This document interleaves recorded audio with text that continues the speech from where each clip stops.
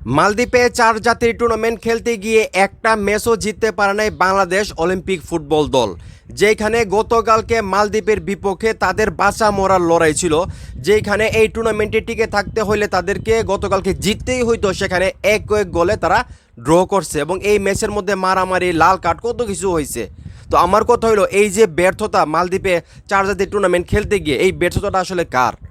যেখানে 3টা ম্যাচ খেলছে বাংলাদেশ, একটা ম্যাচও জিততে পারে নাই, সেটা কার জন্য হয়েছে?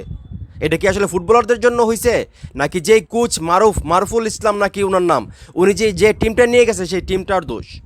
আমি আগেও বলেছিলাম, যখন মালদ্বীপে সবাই যাচ্ছিল তখন মারুফুল ইসলাম একটা স্ট্যাটাস দিয়েছিলেন বা ঘোষণা দিয়েছিলেন, উনি কোনো প্রবাসী ফুটবলার নিয়ে উনি খেলতে যাবেন না, উনি বাংলাদেশের লোকাল ফুটবলারদেরকে নিয়ে যাবেন।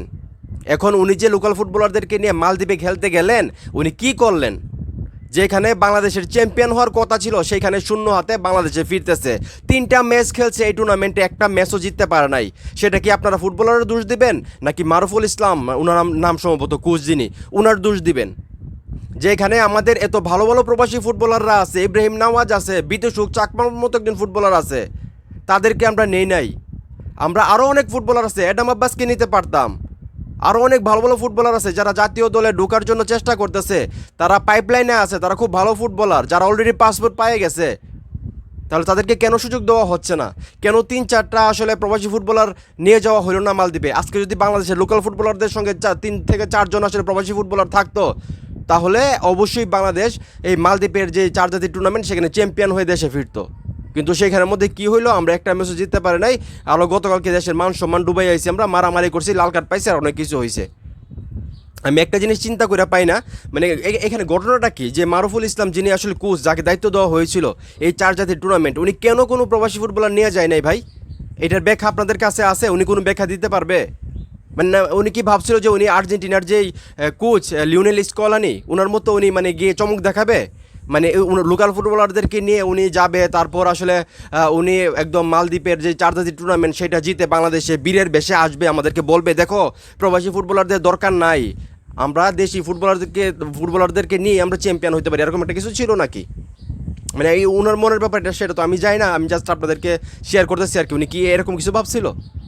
তা না হলে যেখানে এত ভালো ভালো ফুটবলাররা আছে, কিউবা মিচেলের কথা আমি আপনাদেরকে বলি নাই। কিউবা মিচেল তো অবশ্যই খেলতে পারতো।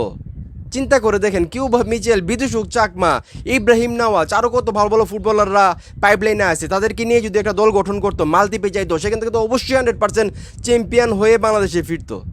কিন্তু মারুফুল ইসলাম কোচ যিনি, উনি কী চিন্তা করলেন, কী চিন্তা করে আসলে উনি মালদ্বীপে গেলেন লোকাল ফুটবলারদেরকে নিয়ে শুধু, সেটা উনি ভালোই জানে।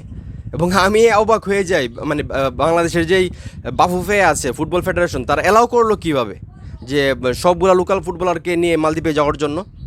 আমরা সেটা মাথায় আসতেছে না ভাই। তো খুবই কষ্ট লাগে যখন আমাদের ভালো করার সুযোগ থাকে। আমরা জাতীয় দলটা দেখতেছি দিন দিন কতটা পরিবর্তন হইতেছে। হামজা চৌধুরীর হাত ধরে এই দলটা খুব কত অল্প সময়ে চেঞ্জ হয়ে গেছে। কত ভালো ভালো ফুটবলাররা আছে। সান মারিনোর বিপক্ষে আমরা ম্যাচ জিতে আসছি তাদের মাঠের মধ্যে। অলরেডি লিথুনিয়া চাইতেছে বাংলাদেশের সঙ্গে খেলার জন্য, ফিলিপাইন চাইতেছে বাংলাদেশের সঙ্গে খেলার জন্য। এই যে পরিবর্তনটা কি এমনি এমনি এসে পড়ছে? বাংলাদেশের ফুটবলে বর্তমানে প্রবাসী ফুটবলারদের যে অবদান, সেটা অস্বীকার করার কিছু নাই তো। আর প্রবাসী ফুটবলার দিয়ে যদি বাংলাদেশের ফুটবল উন্নতি হয়, তাতে কার কী সমস্যা ভাই? কার তো কোনো সমস্যা থাকার কথা না। তো আমি বুঝতে পারলাম না। আমার বিশ্বাস ছিল যে মালদ্বীপের যে 4 জাতির টুর্নামেন্ট, সেখান থেকে বাংলাদেশ আসলে চ্যাম্পিয়ন হয়ে ফিরবে, কিন্তু খুবই হতাশ করলো বাংলাদেশ অলিম্পিক ফুটবল দল, যেখানে তারা 3টা ম্যাচ খেলো, একটা ম্যাচও জিততে পারলো না।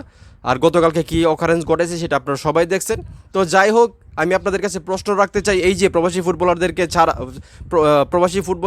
ছাড়া যে আসলে এই যে গেল মালদ্বীপে খেলার জন্য, এটা কি আসলে কাজটা ঠিক হয়েছে?